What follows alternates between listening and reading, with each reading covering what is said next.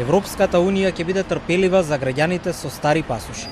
Ова го тврди министерот за внатрешни работи Тошковски, откако денес добил допис од Брисел дека ЕУ нема да им прави проблеми на граѓаните да патуваат со патни исправи со старото уставно име.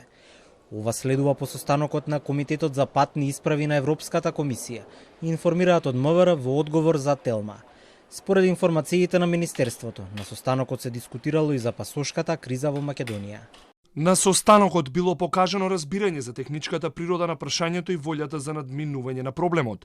Во моментот нашите граѓани може да влегуваат и излегуваат во другите земји членки на ЕУ, но со укажување дека конечната одлука за прифаќање на старите пасоши е на самата земја членка. Министерот за надворешни работи Бујар Османи, контра ставот на министерот за внатрешни, тврди дека Европската комисија не носи такви одлуки. Министерот Тошковски најверојатно погрешно разбрал некои од документите, реагира Османи. Тоа е лошо интерпретирање.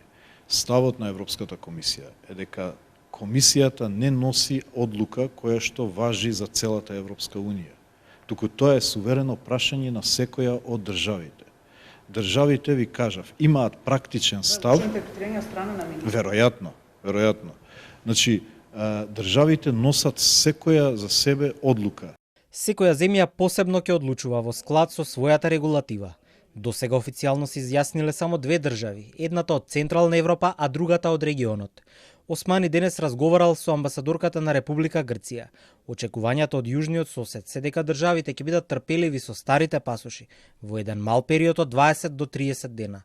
Министерот Османи побарал поголема флексибилност. Повеќето од државите дозволуваат движење и со старите пасоши доколку е валиден.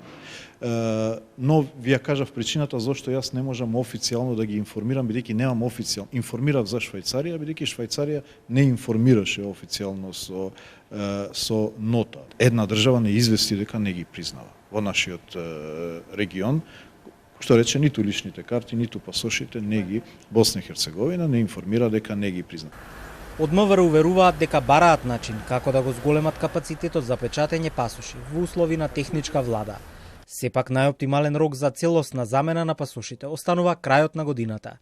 Во моментов повеќе од 600.000 луѓе имаат патна исправа без северна и чекаат за промена, а темпото на печатење е околу 3.000 патни исправи дневно, од кои најголемиот дел се тип А, но има и тип Б. Министерот за внатрешни работи притиска за законски измени и промена на законот за патните исправи, по истиот принцип како што беше случај и со законот кој ги тангира возачките дозволи. Координаторот на пратеничката група на ВМРО ДПМН бара пасошите што побрзо да се најдат на собраниска седница.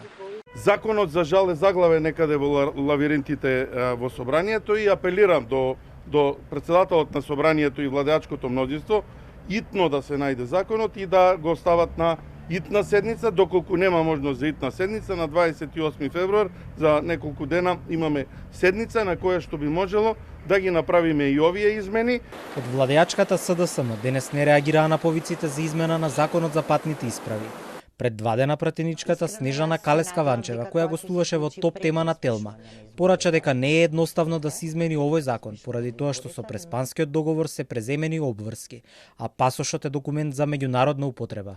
Министерот за надворешни Османи смета дека е нечесно да се зборува за продолжување на рокот на патните исправи и фокусот треба да се стави на изнаоѓање начин за набавка на што повеќе образци за пасоши. Во меѓувреме народниот правобранител Насер Зибери информира дека расте бројот на претставки, подеднакво како што расте и притисокот на шалтерите за замена на документите. Граѓаните се жалат на прекршување на правата, а омбудсманот ги повикува да се обратат во канцеларијата за да добијат правна помош и поддршка.